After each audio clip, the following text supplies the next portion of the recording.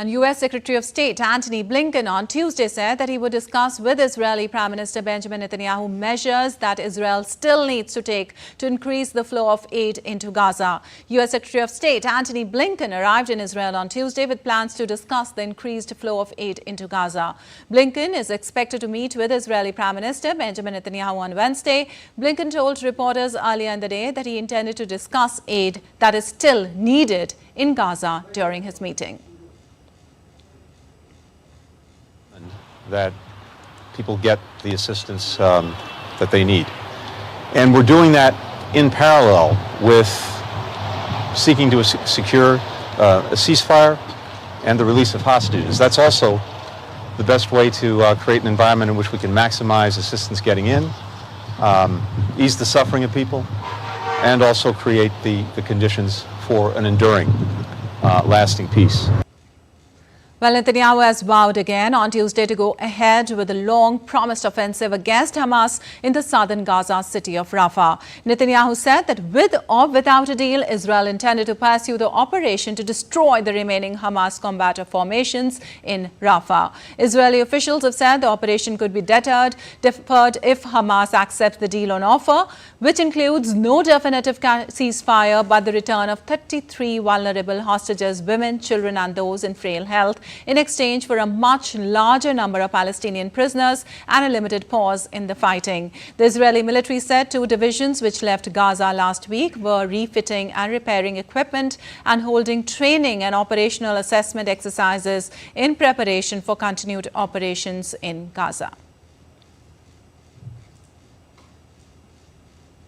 And the U.S. State Department said the U.S. has not seen a credible Israeli plan for a military operation in the southern Gaza city of Rafah that would address its concerns. The administration of U.S. President Joe Biden has long said that it will not support an offensive on Rafah without a credible plan to protect civilians there.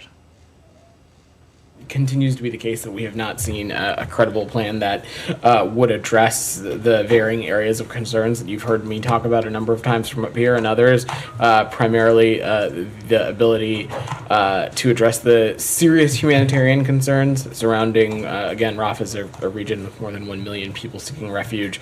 It's an area that continues to be an important conduit for humanitarian aid as well as a safe departure for foreign nationals. And so any kind of operation that does not address some of these key concerns would certainly be opposed by us. In United Nations Secretary General Antonio Guterres on Tuesday called on Israel to follow through on its promise to open 2 crossings into northern Gaza so aid can be delivered directly from Israel's Ashdod port and Jordan, and to allow safe, rapid and unimpeded aid access throughout Gaza. Nearly 7 months after 7 October, the situation for people in Gaza is worsening by the day. I've called consistently for a humanitarian ceasefire, the immediate and unconditional release of all hostages, and a massive surge in humanitarian aid. Unfortunately, that has not happened yet. But negotiations are once again underway. For the sake of the people of Gaza, for the sake of the hostages and their families in Israel, and for the sake of the region and the wider world, I strongly encourage the government of Israel and the Hamas leadership to reach now an agreement. Well, the United Nations on Tuesday warned that an Israeli assault on Rafah in Gaza was on the immediate horizon. The UNA chief Martin Griffiths in a statement said that the world has been appealing to the Israeli authorities for weeks to spare Rafah, but a ground operation there is on the immediate horizon. He added the simplest truth is that a ground operation in Rafah will be nothing short of a tragedy beyond words. And the World Central Kitchen said it has resumed operations in Gaza on Monday, a month after 7 workers of the US-based charity were killed in an Israeli airstrike. Prior to halting operations, WCK had distributed more than 43 million meals in Gaza since October, representing by its own account 62% of all international NGO aid. The charity said it had 276 trucks with the equivalent of almost 8 million meals ready to enter through to Rafah crossing, and will also send trucks into Gaza from Jordan.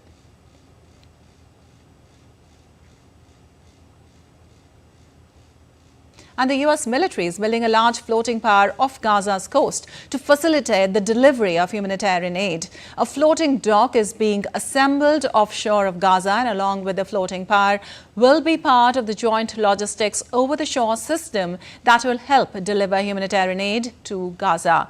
Ships will deliver aid from Cyprus to the pier, where it will be loaded onto trucks to transfer across Gaza. Announced in March, the pier will be operational by early May. Once operational, up to 150 trucks of aid could be delivered a day, with 2 million meals, enough to feed almost all of the territory's 2.3 million population.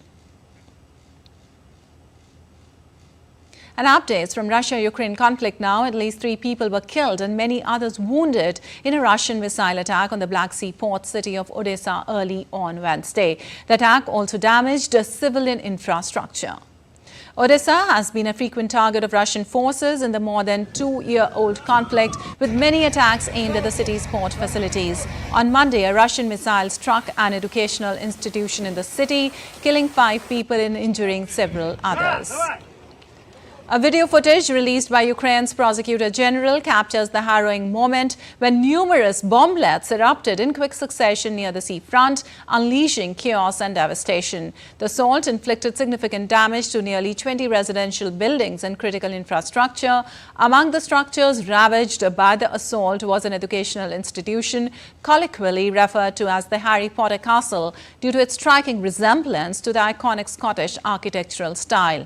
According to Ukrainian authorities, the assault was orchestrated using an Iskander ballistic missile alongside cluster munitions, underscoring the severity of the attack.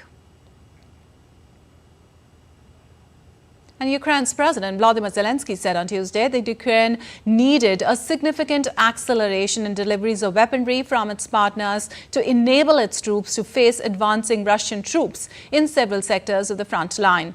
Zelensky specifically pointed to weaponry provided by the United States, saying Ukraine was counting on prompt deliveries in order to destroy Russian logistics. We need a significant acceleration of supplies to enhance tangibly the capabilities of our soldiers. We are very much counting on promote deliveries from the United States. And the lawyer who allegedly brokered the hush money payment between Donald Trump and an adult film actress has testified that he believed the former president was behind the deal. The court in New York also fined former President Trump for multiple violations of its gag order as his criminal trial over falsifying business record continues. Ara Spitzer reports for more from New York. More drama at this unprecedented trial here in New York, where Donald Trump is being charged with 34 counts of falsifying business records to facilitate a hush money payment to an adult film star. The first session of the trial's third week kicked off with Trump being fined $9,000 for multiple violations of a court-issued gag order over social media posts he made disparaging potential witnesses and others connected to the trial. Then 2 witnesses took the stand who said they were involved in the hush money payment allegedly arranged by Trump's former lawyer and fixer Michael Cohen.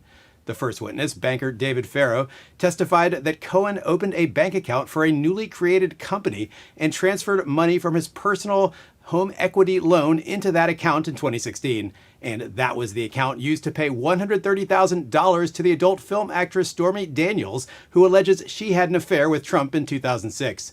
Later, the jury heard from a lawyer named Keith Davidson, who at the time represented Daniels, and Karen McDougal, another woman who has said she had an affair with Trump.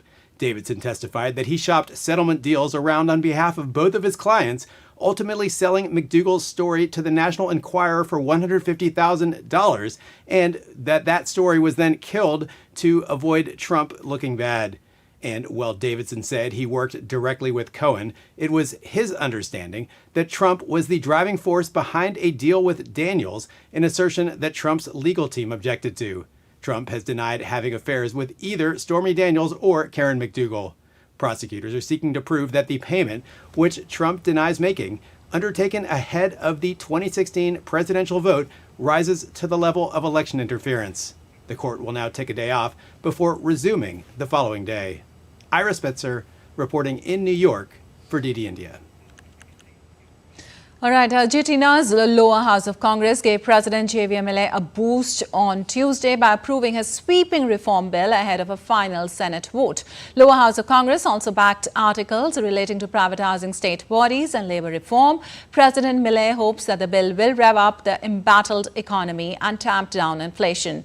Milei has won support from allies in the lower house after months of negotiations and concessions on the reform package, which was rejected at a previous vote in February. The reform package, which is expected to face strong opposition in the Senate, would give the government the power to restructure or privatize public bodies, reduce red tape to attract investments, and tweak labor regulations.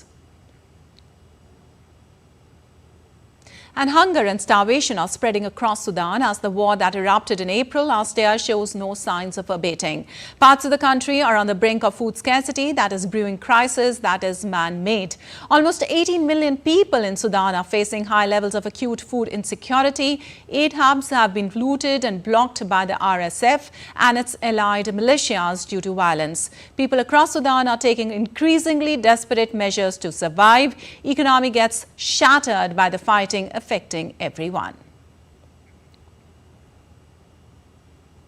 An International Labour Day, also known as May Day, or Workers' Day, is annually observed on May 1st in more than 80 countries, including India, Cuba, and many others. The day is celebrated to recognize and honor the significant contributions of workers and mark the historic labor movement that aimed to promote workers' rights and opportunities. 1st May became associated with the labor movement in the late 19th century after trade unions and socialist groups designated it as a day in support of workers for better working conditions, fair wages, and shorter working hours.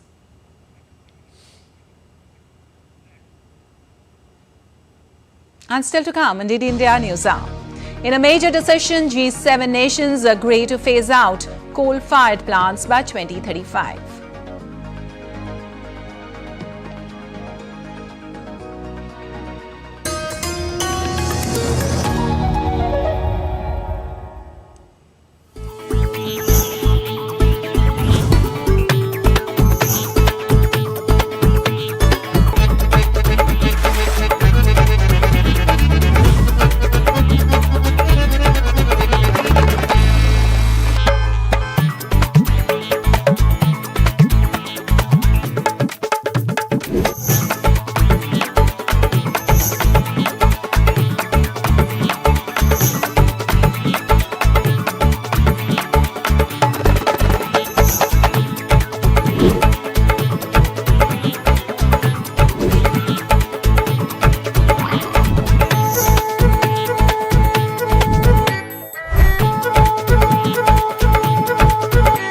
Welcome to Jaipur.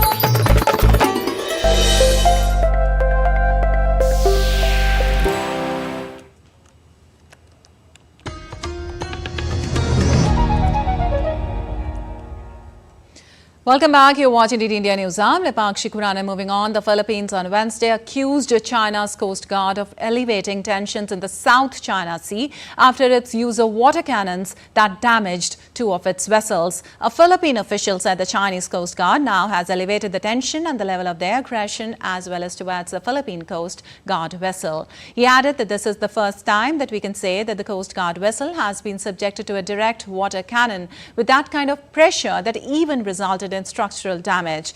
Beijing said it had expelled those vessels from a hotly contested island. The Philippine Coast Guard ship was heading to Scarborough Shoal to assist Filipino fishermen in the area when the fishermen's vessel along with the Coast Guard came under the spray of water cannons used by Chinese Coast Guard ships.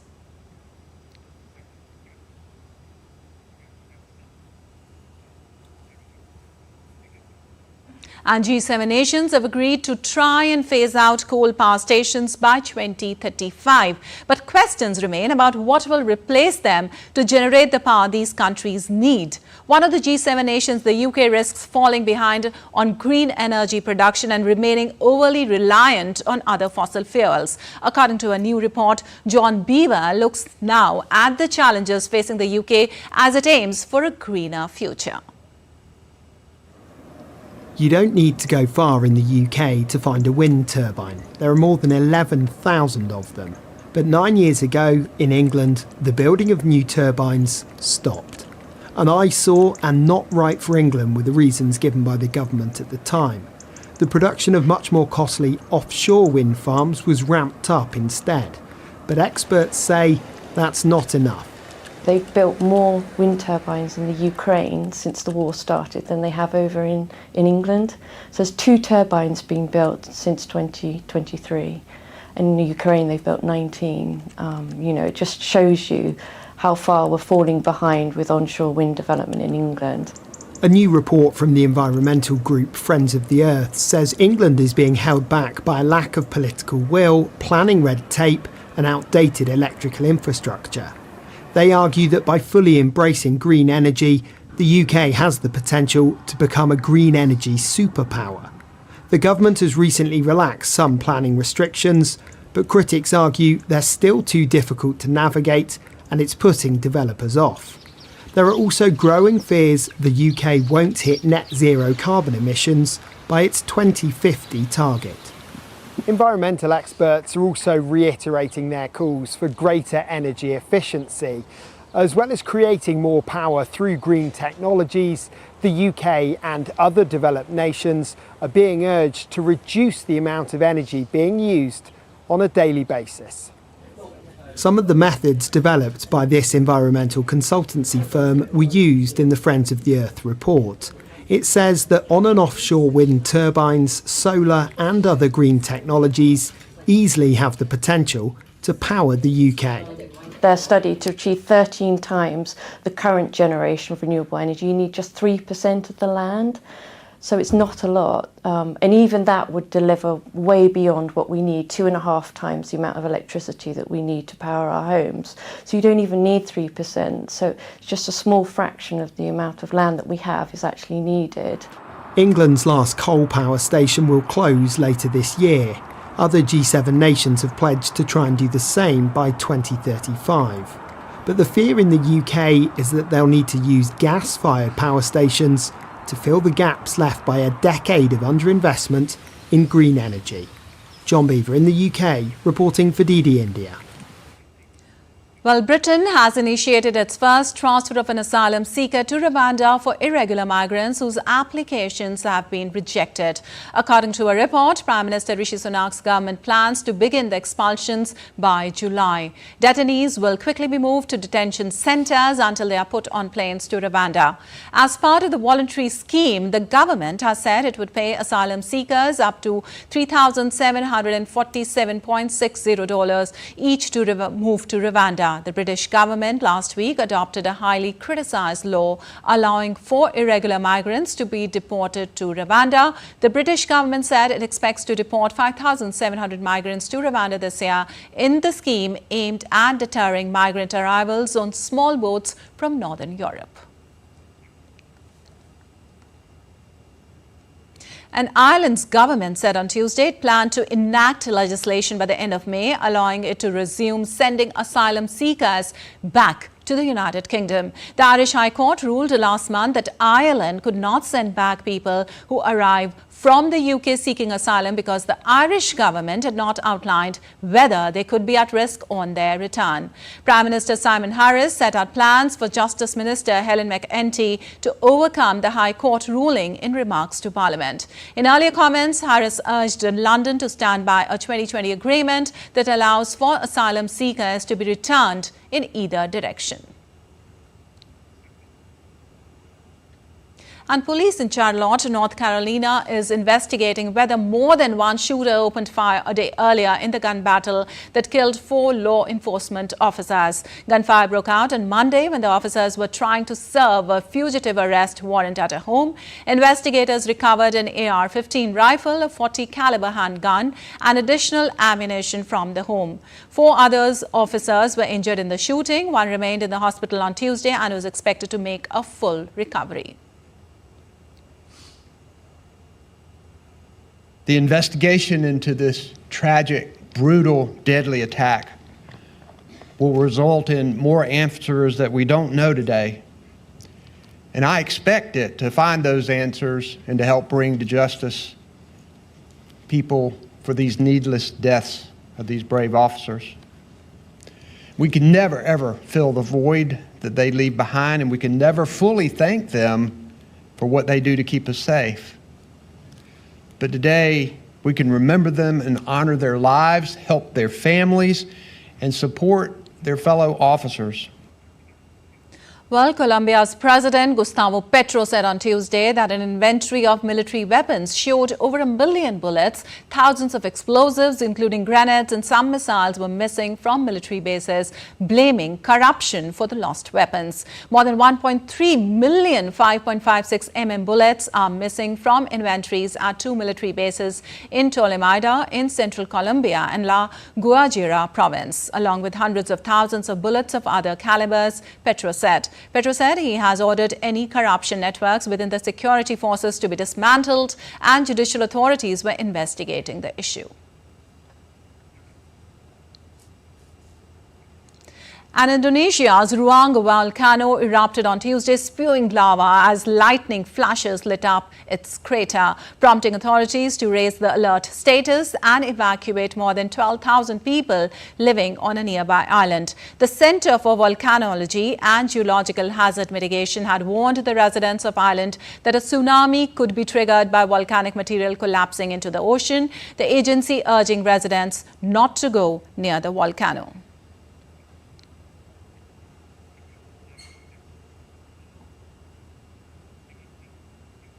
And India correspondent Laura Westbrook joins us from Hong Kong for more. Well, Laura, as Indonesia's Ruang volcano erupts, 12,000 people we know have been evacuated. What is the situation right now?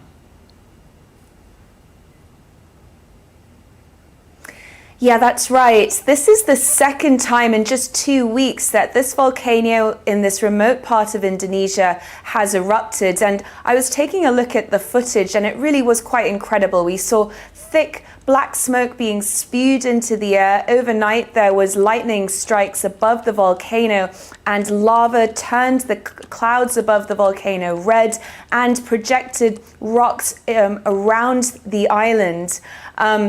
And we have heard from the volcanology agency that said that the column of ash that was spewed into the air was 5 kilometers high, and that's prompted residents who live 7 kilometers around this volcano to be evacuated. They've not ruled out possible further eruptions. And we have also heard from the head of the monitoring post, who said that when this volcano erupted again on Tuesday, it knocked out power briefly, and on Wednesday morning there was still thick black smoke around the volcano and thick black smoke about 500 to 700 meters above the crater, although no casualties have been reported.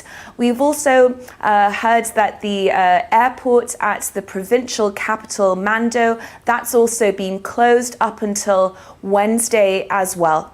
All right. Also, Laura, a tsunami warning has been issued. What other advisories have been, taken, and measures are being taken to protect?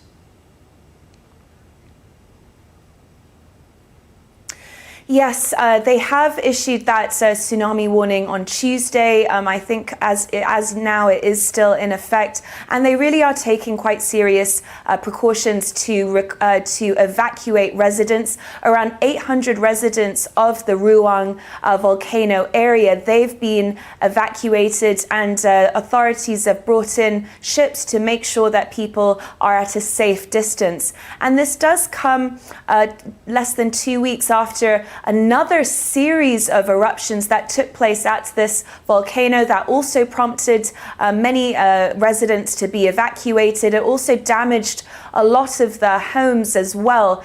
And this volcano is one of around 130 volcanoes that Indonesia has. It's part of the Indonesian Pacific Ring of Fire that sees increased seismic activity as well as earthquakes because of tectonic plates that sit in this area. So this is an area that is prone to volcanoes and to seismic activity. And so authorities are, well equipped to step in, and it looks like they are taking this seriously, and they are evacuating residents to make sure they are at a safe distance. All right, so massive evacuation going on there. Thank you so much, Laura, for joining us and giving us an update.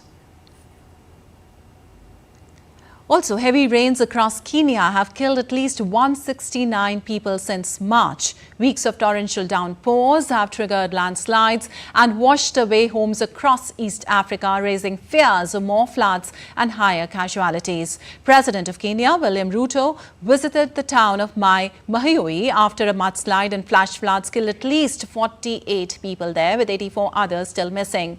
As heavy rains continue to pound the East African nation and its neighbors, the President urged residents in vulnerable areas to evacuate, warning of more downpours in the coming days. There are similar places in Kenya that this danger tragedy is likely to occur. We will ask the residents to vacate in good time because the forecast shows that the rains will go on.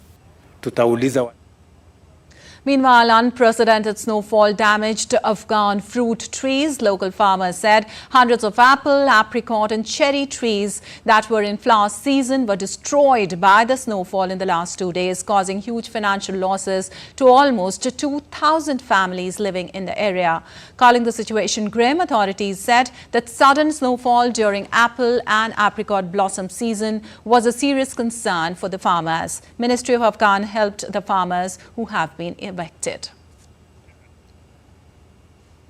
Also, large swaths of Asia are sweltering through a heat wave that has topped temperature records from Myanmar to the Philippines. The heat has hit much of South and Southeast Asia with record temperatures in recent days. The authorities have issued warnings about severe conditions. Wildlife Center Nom Tamau Wildlife Rescue Animals constructed a new water pond for their elephant. Cambodia's government advised to avoid outdoor activities as the heat could surpass 40 degrees Celsius. Scientists warned of more frequent and intense weather crisis because of human-induced climate change.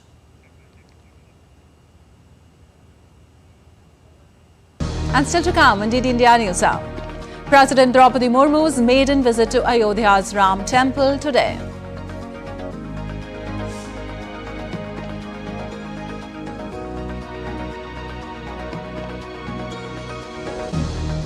Political merchandise is gaining popularity in India amidst ongoing general elections. And unabated heatwave conditions continue across India as maximum temperatures cross over 40 degrees Celsius.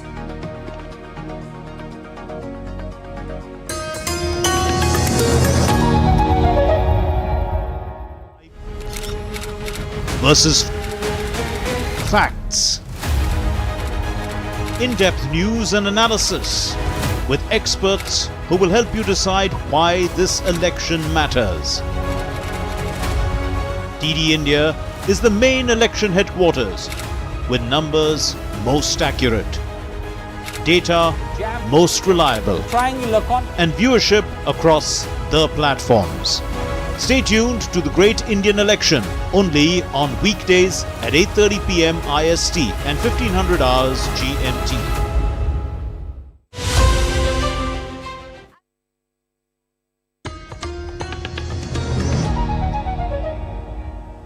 Welcome back. You're watching DD India News. I'm Lepakshi Khurana, and time now for a quick recap of the headlines. U.S. Secretary of State Antony Blinken arrives in Israel a day after he urged Hamas to accept Israeli truce offer, to also press PM Netanyahu on Gaza aid measures as he vows to carry on with Rafah operation. Former U.S. President Donald Trump fined $9,000 for violating gag order in New York hush money trial. Trump terms the gag order as totally unconstitutional.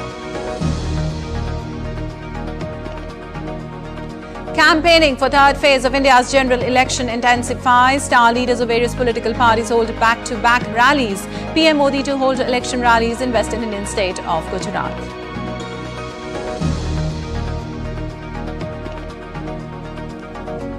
And world observes International Labour Day which marks the historic labour movement promoting workers' rights and opportunities.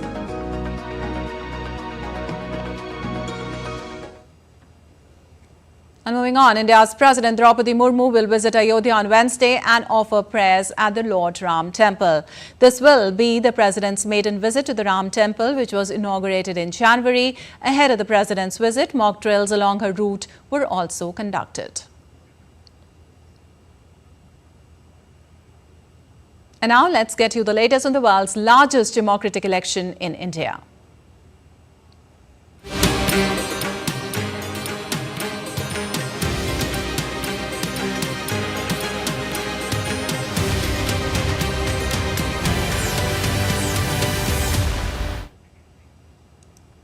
And the nomination process for the sixth phase of Lok Sabha elections commenced on Monday. 57 constituencies, including 7 from the national capital Delhi, will go to polls in the second last phase on May 25th. Let's take a look at who all candidates will file nomination papers today.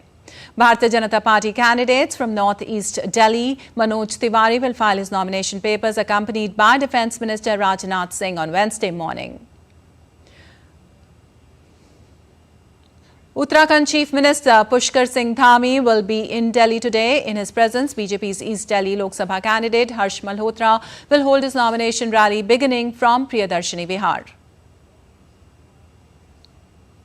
14 out of 80 seats of Uttar Pradesh will also witness polling in the sixth phase. BJP candidate Menaka Gandhi from Sultanpur in Uttar Pradesh will also file her nomination papers on Wednesday. She is also scheduled to hold a roadshow. Another party leader, Jagdambika Pal, will file his nomination from the Domarganj seat of Uttar Pradesh. Samajwadi Party leader Dharmendra Yadav will file his nomination from Azamgarh Lok Sabha constituency of Uttar Pradesh. Meanwhile, with the initial 2 phases witnessing low voter turnout, political leaders are leaving no stone unturned to appeal from voters to come out in large numbers. With third phase just 6 days away, campaigning has intensified for 94 Lok Sabha constituencies spread across 12 states and union territories. Prime Minister Narendra Modi will hold a public meeting in Banaskantha and Sabarkantha in Gujarat.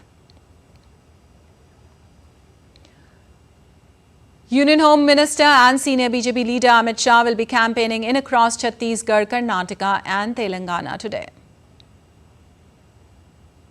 Uttar Pradesh Chief Minister and BJP leader Yogi Adityanath will be in Maharashtra, where he will hold a public meeting. Congress President Mallikarjun Kharge will be in Karnataka today, where he will be holding a public meeting. Another Congress leader and former Chief Minister Bhupesh Baghel will hold various programs in Chhattisgarh. Samajwadi Party Chief Akhilesh Yadav will address a public meeting in Jaswant Nagar of Etawah district in support of Mainpuri Lok Sabha candidate Dimple Yadav.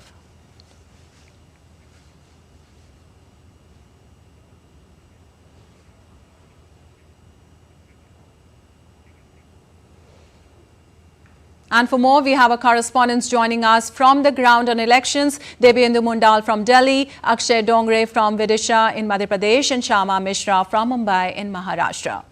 Well, good morning. My first question to you, Debyendu. Can you give us a roundup on the phase 1 and phase 2 of the elections, and how prepared are we for the phase 3 approaching on the 7th of May as campaigning gains momentum ahead of the third phase? Well, good morning, Lipakshi. As you said, the first 2 phases of elections have been over. The Election Commission last evening released the final turnout of voters, which is about 66% of both the phases that went to elections. Of course, the 2 phases are up. There are about 5 phases to go, still to go. Political parties are campaigning intensively across the various states where the elections are due. If we talk about the national capital, of course, it's about 24 days away from the elections here in Delhi. But of course, the nominations have begun, and nomination in an election like this of the Lok Sabha, you see huge, massive rallies and road shows of the candidates going to file their nomination. That's what was witnessed on the streets of Delhi yesterday when several candidates from both the Aam Aadmi Party and the BJP went in to file their nominations in the respective constituencies. Of course, the momentum is up. Also, the EC as well as all the political parties are trying to ensure that the voter turnout increases in the successive phases that are still left to go to polls. We have about 5 phases still to go. So we are hoping, and both the Election Commission and all political parties are also hoping the voter turnout to go up in the coming phases. But of course, it will be the people that will decide whether they want to vote or they want to stay indoors, especially keeping in mind this heat. But having said this, Lipakshi, the campaigning momentum is up. All political parties gearing up for the subsequent phases that are left. The third phase is, of course, where we are still about a week away from the third phase of elections, and several states are going to polls in the third phase across the country. So, of course, excitement amongst political parties campaigning, as we are all witnessing, are being done intensively across the country. Back to you. All right, both the political heat and the weather heat moving upwards. Akshay, my next question to you. You are in Odisha, an important constituency. 9 seats are going to polls in the third phase in MP. How is the political scene heating up there, and which rallies are being planned to woo the voters? Well, very good morning to you, to Lipakshi, and to all of our viewers. And before I get into the politics of Madhya Pradesh and specifically the Vidisha constituency from where the former Chief Minister of Madhya Pradesh, Shivraj Singh Chauhan, is contesting, I would like to show you the visuals of where I am standing right now. I am right now near the Sachi Stoop. In fact, right exactly outside the Sachi Stoop. As you can see, this is one of the most important World Heritage Site that is in India. This is the stupa where thousands and hundreds of thousands of people, especially from the Buddhist religion, who follow the Buddhist religion, come here to pay their homage.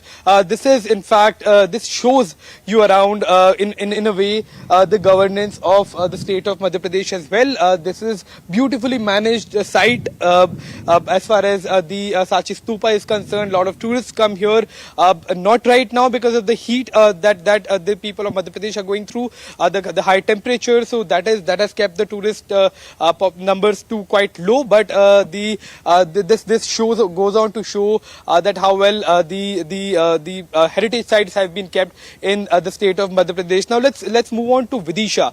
Now Vidisha is quite an important seat for the Bharatiya Janata Party. It has been in 2014. The former Foreign Minister of India, late Sushma Swaraj, she contested from here in 2019 as well. BJP backed the seat, and this time around Shivraj Singh Chauhan himself, who has served as thrice the Chief Minister of Madhya Pradesh, is contesting from Vidisha constituency against the Indian National Congress candidate Pratap Bhanu Sharma. So this is about Vidisha, but if we talk about the political landscape of Madhya Pradesh, things are not in fact looking good for the Congress party, Lipakshi. We have only yesterday Ram Nivas Rawat, an MLA from the Vijaypur constituency, legislative constituency, he moved on. He shifted to the Bharatiya Janata Party in the presence of the Chief Minister of Madhya Pradesh as well as the former Home Minister Narottam Mishra, along with the party leaders as well. And this is not just the first defection that is taking place ahead of this election. Vijaypur is in the Morena constituency that goes to poll on the third phase. That means on the 7th of May. And ahead of this, this is a big jolt to the Congress party. Before that, we saw another candidate, Akshay Kanti Bam, who was an Lok Sabha constituency candidate from Indore that goes to poll on 13th of May. He in fact withdrew his nomination, joined the Bharatiya Janata Party on 29th March. There was another MLA who in fact shifted from the Congress to the BJP. So things are in fact not looking good for the Congress party. There are a lot of defections taking place, and at a point of time when the Congress party wants to keep its losses to minimal, especially contesting in a state that has been considered long the BJP's bastion, the Congress party has its worries coming up with a lot of defections taking place. Right. My next question to you, Shama. 11 seats to vote in phase 3 in Maharashtra. How are the preparations going on there? Tell us about the rallies there as the last minute efforts being made right now.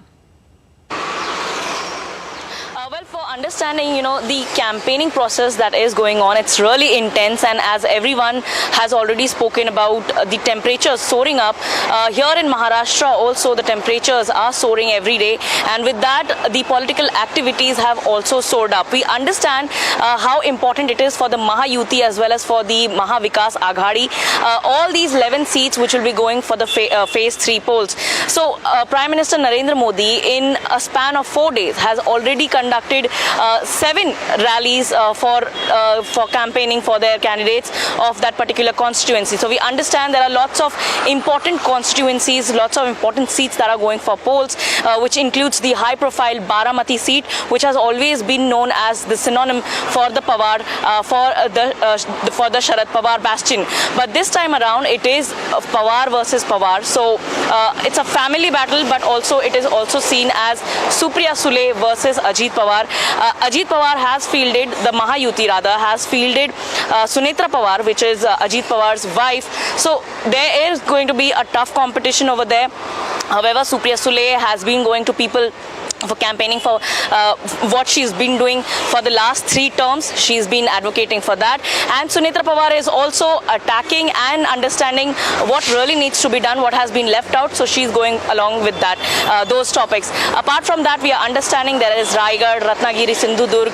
So Union Minister Narayan Rane, he's standing from the Ratnagiri Sindhudurg area, so he's also having a stronghold, but that is not going to be easy given the fact that Shiv Sena, the Uddhav Thackeray part is also strong over there. Apart from that, we are understanding that Satara, Sangli, Solapur, all these are important areas where Prime Minister has already come and given the, a nara, I could say, a strong voice to the people that they should be coming out and voting in large numbers, because Maharashtra has been lagging in terms of the voting percentage. Even in the second phase, Maharashtra could not exceed the 60%. So this time around we are hoping, and apart from that, the third phase, we are understanding there are nominations going on for the remaining phases, and we have seen that Union Minister Piyush Goyal yesterday filed his nomination. So campaigning over there also for the rest of the phases are also intense. Back to you, Lipakshi. All right. Thank you so much, Shama, Akshay and Debendu for joining us and giving us this information. And moving on, the Telugu Desam and Jana Sangha on Tuesday released their joint election manifesto promising free bus travel for women, monthly financial assistance of 1,500 rupees to women aged 18 to 59 years, among others. Telugu Desam Party President N. Chandrababu Naidu and Janasena Party leader Pawan Kalyan released the joint manifesto. And in a setback for the Congress party in Delhi, 2 members of Legislative Assembly, Naseeb Singh and Neeraj Basoya, resigned from the National Opposition Party. In the resignation letter, cited disagreement with the AAP alliance. The resignations follows Arvinder Singh Lovely resignation as Delhi Congress chief, criticizing the party's alliance with AAP and the statements of Kanhaiya Kumar and Udit Raj.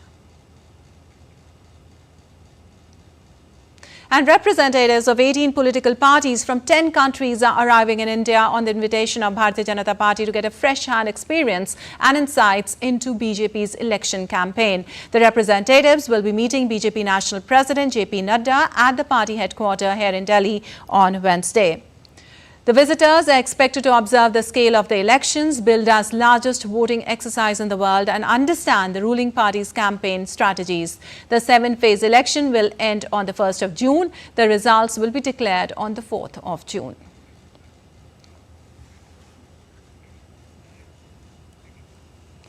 And with ongoing general elections, political merchandise is gaining popularity in India. New innovations in products are grabbing youth's attention. DD India's Tripti Tripathi reports for more. In the world's largest democracy, the stage is set for a thrilling election. As India gears up for a monumental 2-month-long election, the nation is abuzz with activity. And amidst all this election merchandise has become a hot property. देश hi tech हो रहा है, ऐसे ही चुनाव की प्रचार सामग्रियां भी हाईटेक होती जा रही हैं। आज के बैच जो बन रहे हैं, पार्टियों के लोगो बन रहे हैं, वो लाइट वाले भी होते हैं। टोपियां भी भांति-भांति की अलग-अलग प्रकार की बन रही हैं। टी शर्ट पे आप अपने प्रत्याशी का नाम छपवा सकते हैं, उसकी तस्वीर छपवा सकते हैं। Flag makers are expanding operations while garment factories are temporarily transforming to meet the surge in demand.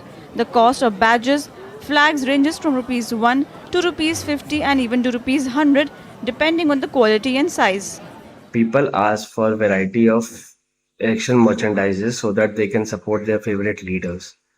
Also, many of them ask to print their party logos so that they can wear it and go out to vote. This encourages other people who don't go for vote and also create other employment opportunities for the people. And it's not just the physical markets that are buzzing. The digital realm is abuzz with political fever too. E-commerce giants like Amazon, Flipkart and Meesho are capitalizing on the election fever, offering a plethora of election clothing, catering to the newer, younger generation of voters. मैंने भी अपने चुनाव के दौरान अपने जो भी चीज़ use होनी थी, टी शर्ट, स्कार्फ, कैप, सभी मैंने ऑनलाइन मंगाई हैं और वो बहुत अच्छी क्वालिटी में आई हैं। As political parties spare no expense in this quest for victory, the economy gets a much-needed boost. The journey towards a ballot box is not merely a political process. It is a celebration of nation's unity and spirit.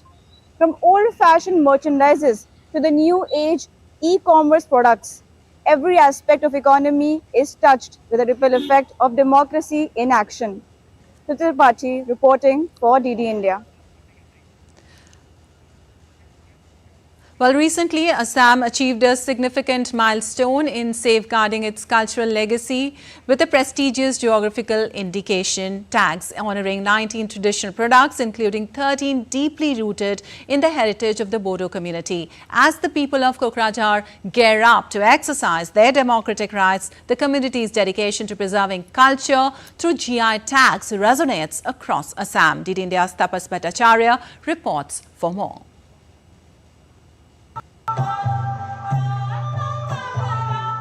Known for its sprawling tea gardens, diverse wildlife sanctuaries and lively festivals, Assam recently achieved a significant milestone in preserving its cultural legacy. 19 traditional products and crafts from Assam have been honored with the prestigious geographical indication tag, a recognition of their unique origin and exceptional quality. 13 of these GI tag items are deeply rooted in the heritage of the Bodo community, the largest tribal group in Assam. Bodo culture is unique and this culture is practiced by the Bodo society since time immemorial. And in some history, it is mentioned that since last 4,000 years, Bodo culture is visible in this part of the country. Bodo culture and tradition is always unique. That's why now Bodo culture, so many items got the GI tagging, and also it is now popularly known by the people of India and the globe. From the rhythmic beats of Jotha to the intricate weaving of the Iri silk, each item reflects centuries of craftsmanship and cultural significance. So we are proud of our culture.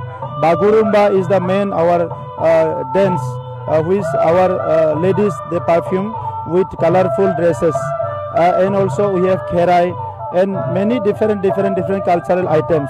Now Bodo culture is already protected after getting the GI tagging.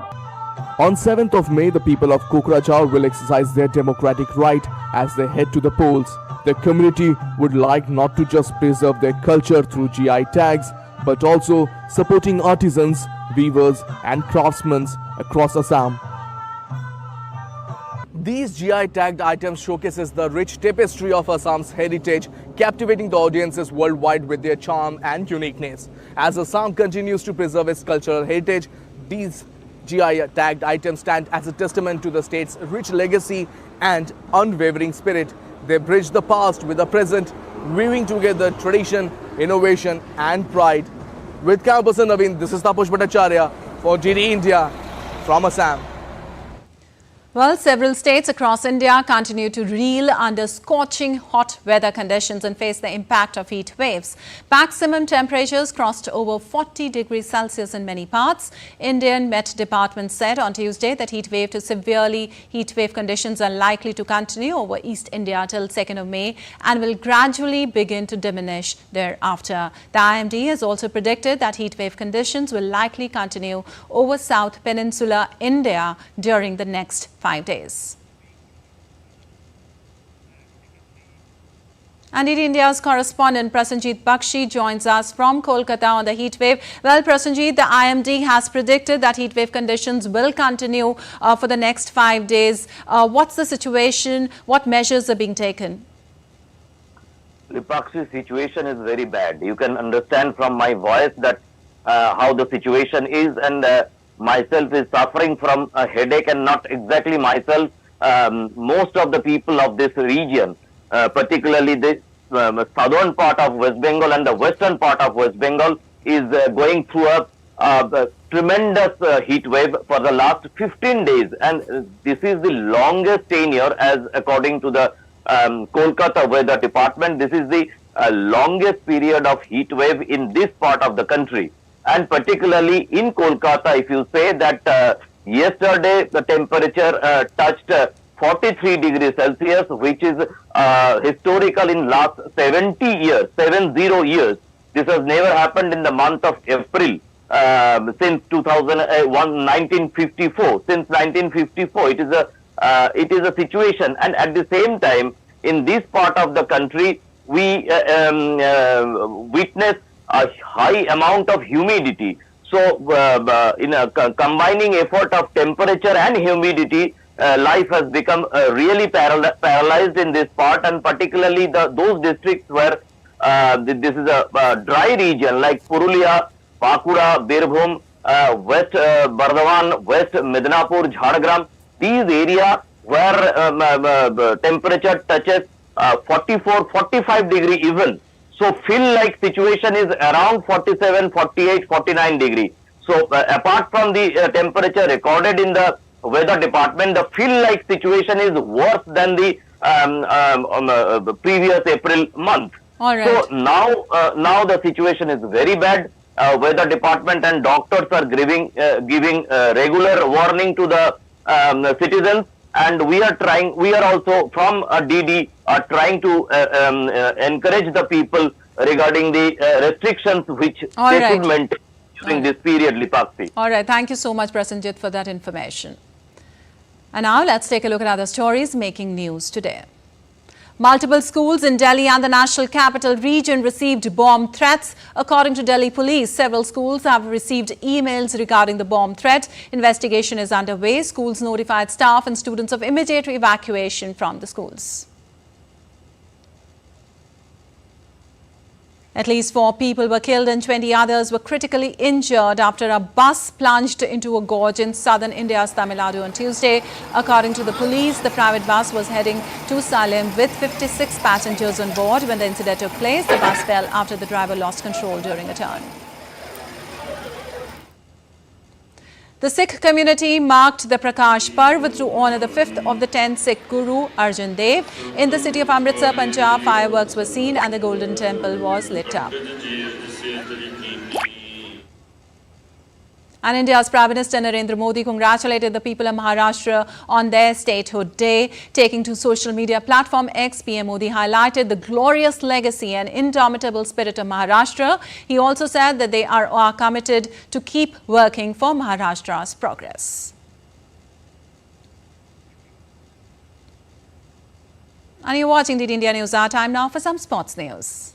In tennis, 22-time Grand Slam champion Rafael Nadal fell in straight sets to Jiří Lehečka in the 4th round of the Madrid Open, marking his final appearance at a tournament. He was won 5 times. Czech 30th seed Jiří Lehečka ended Rafael Nadal's Madrid Open run on Tuesday. Following a straight sets win in the last 16, Nadal also received a commemorative trophy from the tournament organizers for his 59 matches and 5 titles won, the first on indoor hard courts and other 4 on clay courts in its current iteration celebration as a Masters 1000 event before addressing the emotional audience. As the Spaniard finally walked off the court, organizers and staff, including tournament director Feliciano Lopez, formed a guard of honor to send him on his way to the sounds of a standing ovation from the Caja Magica. And Turkmenistan president took part in the celebrations in honor of the National Day of the Turkmen Horse on Wednesday. The solemnity of the event was emphasized by musical and choreographic composition with the participation of masters of art from the country.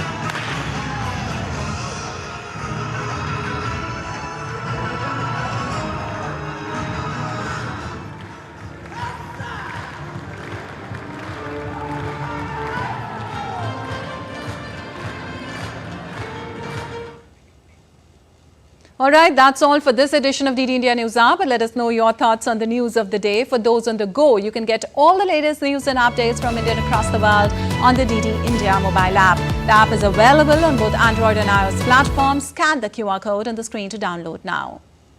We'll be back with more news as it breaks here on DD India. I'm Lipakshi Kunana from all of us here in Delhi. Thanks for watching DD India News Hour.